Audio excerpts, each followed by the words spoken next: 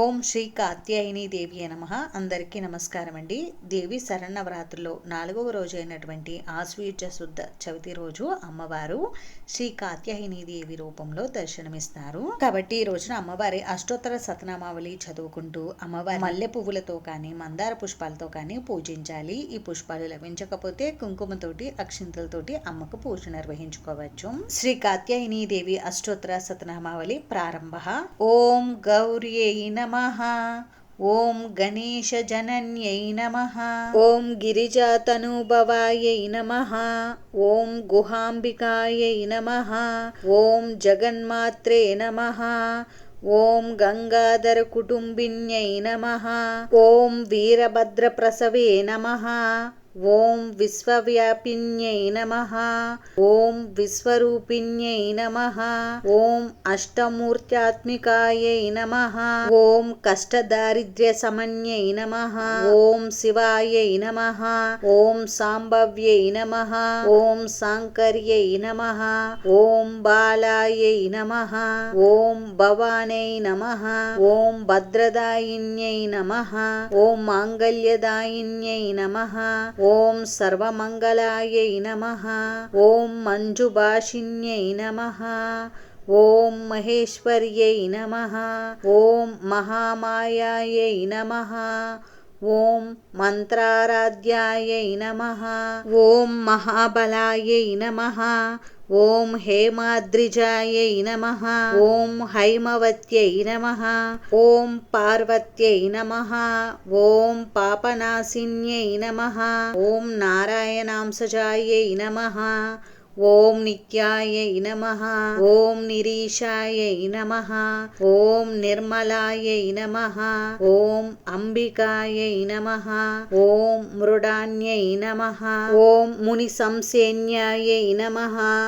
ఓం మానిన్యై నమః.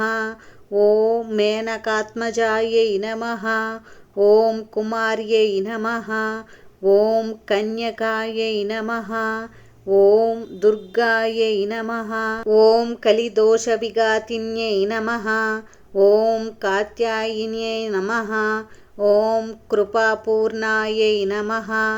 ఓం కళ్యాణ్యై నమః. ఓం కమలార్చితాయై నమః. ఓం సత్యై నమః. ఓం సర్వమయై నమః. ఓం సౌభాగ్యదాయై నమః. ఓం సరస్వత్యై నమః. ఓం అమలాయై నమః. ఓం అమర సంసేన్యాయై నమః. ఓం అన్నపూర్ణాయై నమః.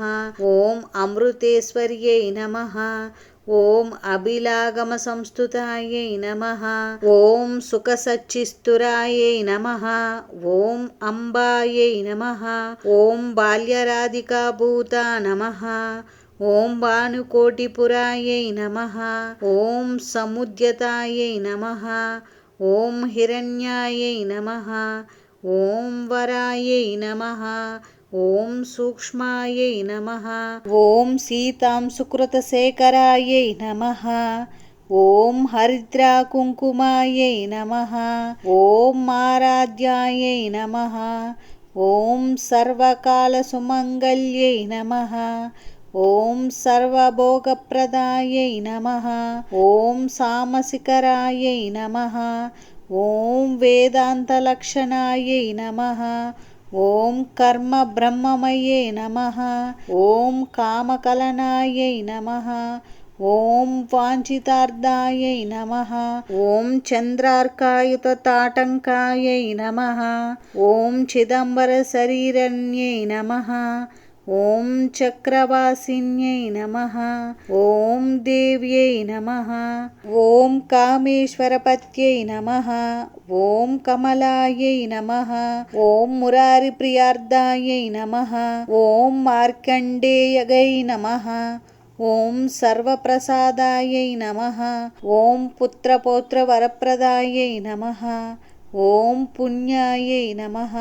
ఓం పురుషార్థప్రదాయై నమః. ఓం సత్యధర్మరతాయై నమః. ఓం సర్వసాక్షిణ్యై నమః. ఓం శశాంకరూపిణ్యై నమః. ఓం శ్యామలాయై నమః. ఓం బగలాయై నమః. ఓం పాండ్యై నమః. ఓం మాతృకాయై నమః. ఓం భగమాలిన్యై నమః. ఓం శూలిన్యై నమః. ఓం విరజాయై నమః. ఓం స్వాహాయై నమః. ఓం స్వదాయై నమః.